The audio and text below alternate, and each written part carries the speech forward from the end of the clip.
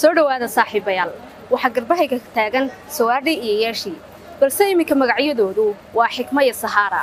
waxay qaateen diinta Islaamka waxayna ka shaqeeyaan meeradan iga dambeysay ee Mahuraan warbixintooda iyo sheekadooda oo dhameystiran ayaan idinla wadaagi doonaa ee nala socda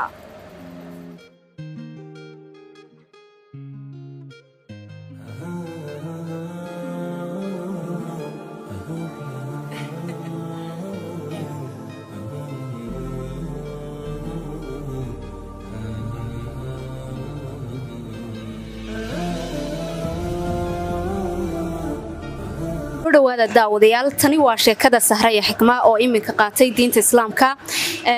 runtii dabcan Sahra baa luqadda Soomaaliga xoogaa yara garanaysa waxaan isku day doonaa inaan idinka turjuno iminkana waxaan bilaaban doonaa warbixinteena soo dhawow Sahra sanad waa maga mar hore waa Sarawit haddana waa Zara diintii muslima si fiican waa garanaya haddana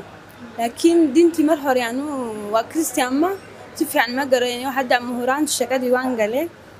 يا سلمنا أنا من تقبل كتني ولا تشي يسرى مستلاينه بحب شاق قطعة بفرنج ولا تشي سوستنا waxaan diinta Islaamka qaatay waa sanadkan 2015 ee tirsiga Itoobiya ama 2023 diinta Islaamka aad ayaan u jeclaa aabahay muslim ayuu ahaa wuxuuna guursaday hooyo oo Kristaan ahayd marka qoyskayga muslim iyo Kristaan ayay ahaayeen wax badan ayaan ka baranay diinta walaalkeen Bashiir ayaa noo iftiimiyay wax badan oo ku saabsan diinta Islaamka iyo in diinta Islaamku ay nafarayso inaan caabudno alle oo kaliya diimaha kale saddex ilaah ayay sheegaan sababtaas ayaan u xulanay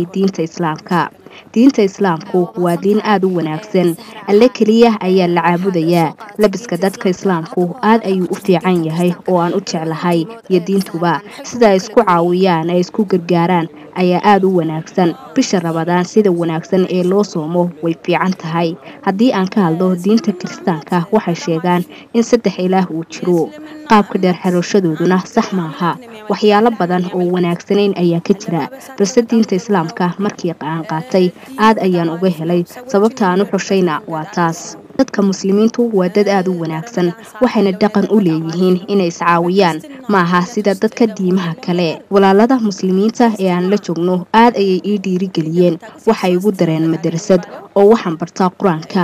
sida ay caawiyeenna aad ayaan uga mahadcelinayaa fikirkan goormuu kugu dhashay inaad diinta Islaamka qaadatid 2015 በኢትዮጵያ በፈረንጅ 2023 dinu በጣም አሪፍ ነው በጣም ተመችቶናል diinta Islaamka waxaan ku soo biiray sanadkan diinta Islaamku waa mid aad u wanaagsan waqtigii horena imika ayaan ka fiicanahay gaar ahaan dharka dheer xirashada dadka Islaamku waa mid aad u fiican arrimaha ay ku kala duwan yihiin labada diiboodna waxa kamid ah dadka Islaamku way asturaan Sahra waa mahadsantahay markaad diinta Islaamka qaadanaysay maadaama reerkiina iyo xaafadiina ay kugu ogay diinta kale Kristaanka cid ma u sheegto ma kala tashatay arintan ani ahun islamina amnat badam arif